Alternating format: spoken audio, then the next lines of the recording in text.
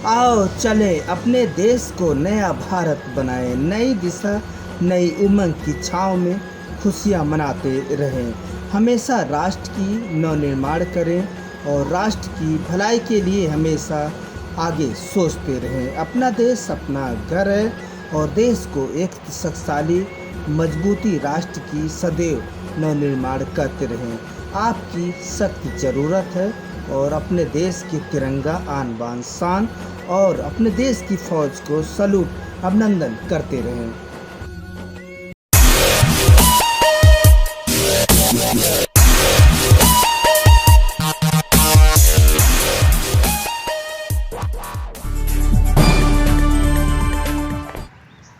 हमारे जीवन में एक आंकड़ा बताता है कि पूरे दिन हमारे मस्तिष्क में, माइंड से लगभग 60,000 थॉट्स गुजरते हैं।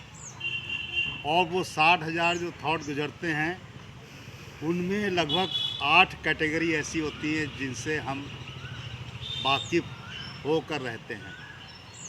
आपने सुना होगा कि एक होता है पॉजिटिव थॉट, एक होता है नेगेटिव थॉट, एक होता है ऑर्डनरी थॉट, एक होता है यूज़फुल थॉट, एक होता है एलिवेटेड थॉट, एक होता है टॉक्सिक थॉट और एक होता है आपको बहुत ही ज़रूरी है और वो है हमारा useful thought.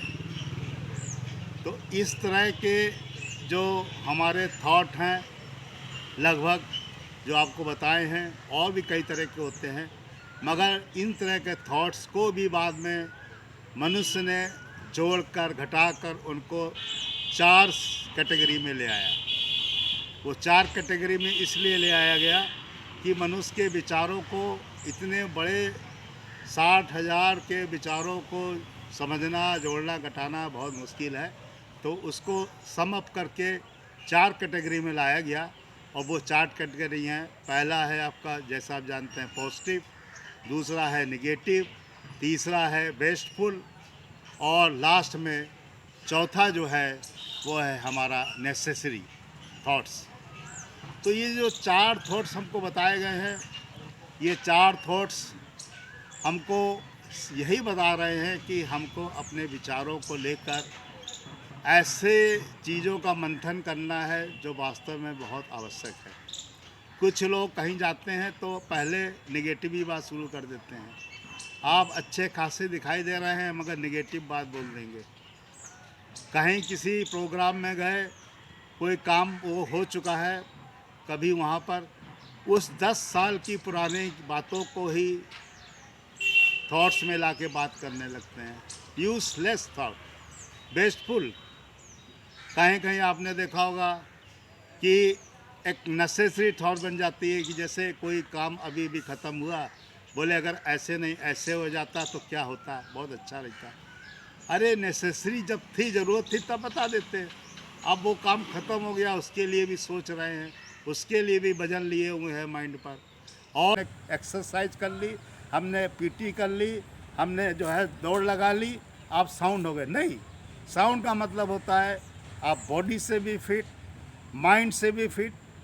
Watt ever decision to be taken, whatever decision taken, whatever to be done, not to be later on changed.